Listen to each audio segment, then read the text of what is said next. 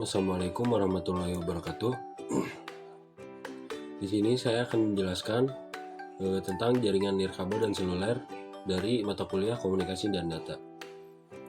Kami dari kelompok 1 yang beranggotakan Novel Rizkullah, Aryo Hardi Rega, Irfan Aunila, Nurhamzah Juniansah, dan Ari Rangga beserta nomor induk mahasiswanya masing-masing.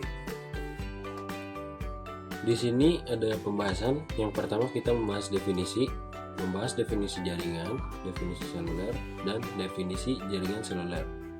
Kemudian prinsip, membahas prinsip jaringan seluler, kemudian karakteristik, dan membahas tentang perkembangan jaringan seluler. Kemudian yaitu definisi jaringan. Jaringan komputer adalah jaringan telekomunikasi yang memungkinkan antar komputer untuk saling berkomunikasi dengan bertukar data. Pihak yang meminta atau menerima layanan tersebut disebut klien, dan yang memberikan atau mengirim layanan disebut peladen atau server. Desain ini disebut dengan sistem client server dan digunakan pada hampir seluruh aplikasi jaringan komputer.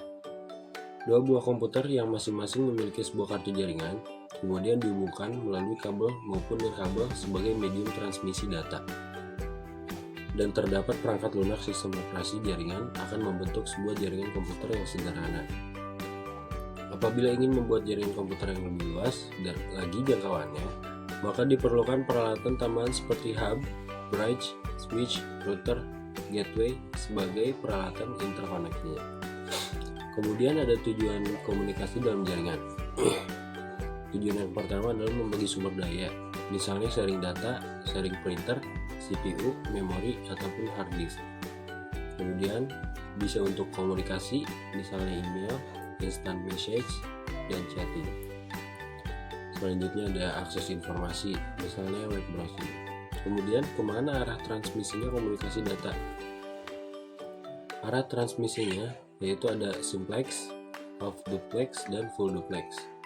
Kemudian jenis-jenis jaringan ada local area network yang disebut LAN, kemudian metropolitan area network, dan yang terakhir wide area network atau WAN. Kemudian ada definisi seluler. Sistem seluler adalah sistem komunikasi yang digunakan untuk memberikan layanan jasa telekomunikasi bagi pelanggan bergerak. Sebutannya disebut sebagai sistem seluler karena daerah layanan dibagi-bagi menjadi daerah yang kecil-kecil yang disebut sel. Kemudian sistem seluler bersifat pelanggan mampu bergerak secara bebas di dalam area layanan sambil berkomunikasi tanpa terjadi pemutus hubungan. Kemudian ada wireless dan mobile. Sistem wireless dapat diperbaiki seperti LMDS, microwave, optik, atau seluler. Seluler geografi dibagi menjadi sel yang berdekatan, kemudian frekuensi radio dapat digunakan kembali di sel yang tidak berdekatan, kemudian umumnya di 800 sampai 900 MHz. Dan kemudian ada base station adalah transceiver tetap yang mengirim dan menerima sinyal dari perangkat seluler. Kemudian bisa menghubungkan ke jaringan nirkabel. Karakteristik dari sistem seluler. Yang pertama ada frekuensi reuse, kemudian channel sharing, ada handover atau handoff, kemudian high spectral efficiency, dan yang terakhir other related considerations. Definisi jaringan seluler. Jaringan seluler merupakan jaringan nirkabel yang bertujuan untuk meningkatkan kapasitas penggunaan device mobile.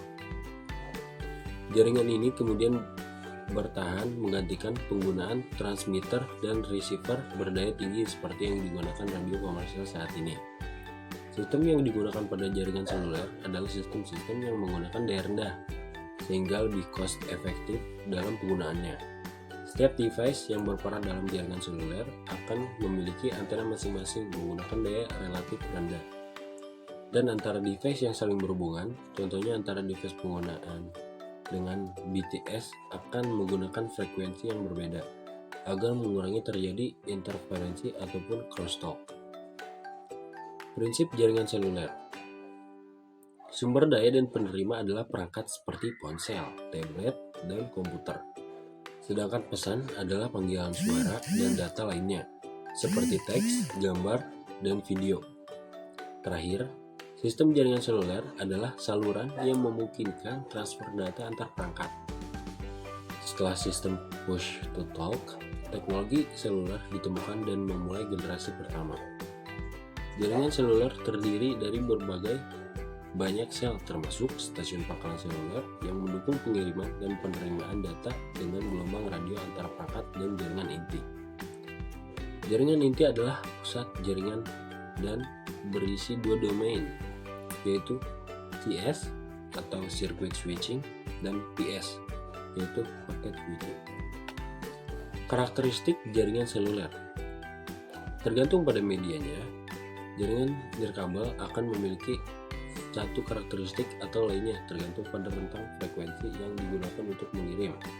Transmisi dapat bervariasi antara yang disebutkan di bawah ini. Yang pertama ada gelombang radio. Transmisi ini menggunakan frekuensi gelombang elektromagnetik omnidireksional. Selain itu, Anda tidak perlu antena parabola. Kemudian ada gelombang mikrosatelit, menghubungkan dua atau lebih stasiun bumi atau stasiun pangkalan. Dalam hal ini, satelit menerima sinyal dalam satu pita frekuensi, menguatkannya dan mentransmisikannya kembali ke pita lain. Inframerah. Inframerah menghubungkan pemancar dan penerima yang memodulasi cahaya inframerah non-koheran. Mereka harus sejajar secara langsung atau dengan refleksi pada permukaan. Kemudian yang terakhir, microwave terestrial. Digunakan pada antena parabola, memiliki jangkauan kilometer, tetapi dengan kelemahannya yaitu emitor dan penerima harus benar-benar sejajar. Perkembangan jaringan seluler. Generasi perkembangan jaringan seluler yang pertama ada generasi 0. Penemuan telepon seluler tidak lepas dari perkembangan radio. Awal penemuan telepon seluler dimulai pada tahun 1921 ketika Departemen Kepolisian Detroit mencoba menggunakan telepon satu arah. Kemudian pada tahun 1928 Kepolisian Detroit mulai menggunakan radio komunikasi satu arah reguler pada semua mobil patroli dengan frekuensi 2 MHz. Pada perkembangan selanjutnya, radio komunikasi perkembangan menjadi dua arah dengan frekuensi modulate atau FM. Sistem telepon seluler 0G masih menggunakan sebuah sistem radio VHF untuk menghubungkan telepon secara langsung. Pada PSTN, generasi 0 diakhiri dengan penemuan konsep modern oleh insinyur-insinyur dari Bell Lab pada tahun 1947. Mereka menemukan konsep penggunaan telepon heksagonal sebagai dasar telepon seluler. Namun konsep ini baru dikembangkan pada tahun 1960-an. Masuk ke generasi kedua, yaitu generasi 1. Teknologi yang digunakan di sini adalah 1G, masih bersifat analog dan dikenal dengan istilah AMPS. Karena bersifat analog, maka sistem yang digunakan masih bersifat regional. Salah satunya berkurang generasi 1G adalah karena ukurannya yang terlalu besar untuk dipegang oleh tangan. Ukurannya yang besar ini dikarenakan keperluan tenaga dan performa baterai yang kurang baik. Selain itu, generasi 1G masih memiliki masalah dengan mobilitas pengguna. Pada saat melakukan panggilan, mobilitas pengguna terbatas pada jangkauan area telepon seluler. Masuk ke generasi ketiga, yaitu generasi kedua. Generasi kedua atau 2G muncul pada sekitar tahun 1990. 2G di Amerika sudah menggunakan teknologi CDMA, sedangkan di Eropa menggunakan teknologi GSM. Pada generasi 2G, sinyal analog sudah diganti dengan sinyal digital. Penggunaan sinyal digital memperlengkap telepon seluler dengan pesan suara, panggilan, dan SMS. Telepon seluler pada generasi ini juga memiliki ukuran yang lebih kecil dan lebih ringan. Masuk ke generasi ketiga. Generasi ini disebut juga jaringan 3G yang memungkinkan operator jaringan untuk memberi pengguna mereka jangkauan yang lebih luas, termasuk internet sebaik video call yang berteknologi tinggi. Kelemahan dari 3G ini adalah biaya dan yang relatif lebih tinggi dan berkurangnya cakupan jaringan karena masih barunya teknologi ini. Masuk ke jaringan seluler yang ke generasi kelima, yaitu generasi keempat. Generasi ini disebut juga fourth generation 4G. Sistem 4G berdasarkan heterogenitas jaringan IP yang memungkinkan pengguna untuk menggunakan beragam sistem kapan saja dan di mana saja. 4G juga memberikan penggunanya kecepatan tinggi, volume tinggi, kualitas tinggi, dan jangkauan secara global. Untuk menjelajahi berbagai teknologi yang berbeda, 4G memberikan pelayanan pengiriman data yang cepat untuk berkomodasi sebagai berbagai aplikasi multimedia seperti video conferencing, game online, dan lain-lain.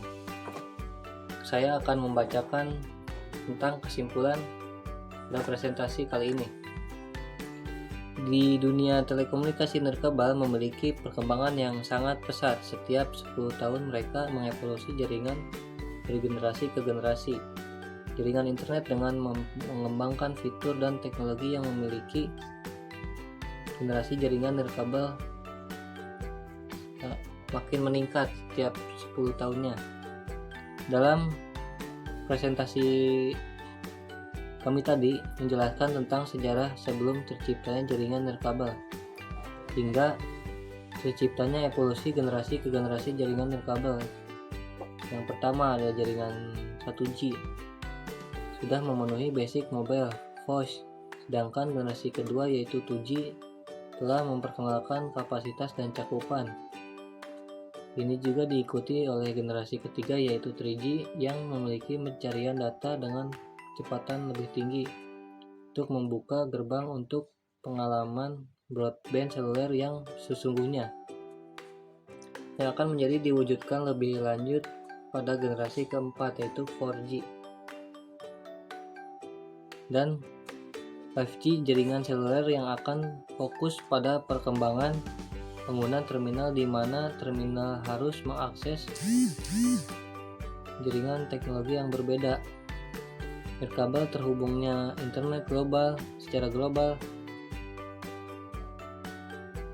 pada saat yang sama. Negara Indonesia menjadi negara pertama kali yang terhubung dengan internet global. Internet yang pertama kali digunakan di negara Indonesia adalah jaringan generasi ketiga yaitu 3G. Jaringan nirkabel yang akan selalu mengalami kemajuan dan perkembangan memiliki fitur dan teknologi lebih canggih lagi ke depannya. Sekian presentasi dari kelompok kami. Mohon maaf bila ada kekurangan. Selebihnya kami ucapkan terima kasih. Wassalamualaikum warahmatullahi wabarakatuh.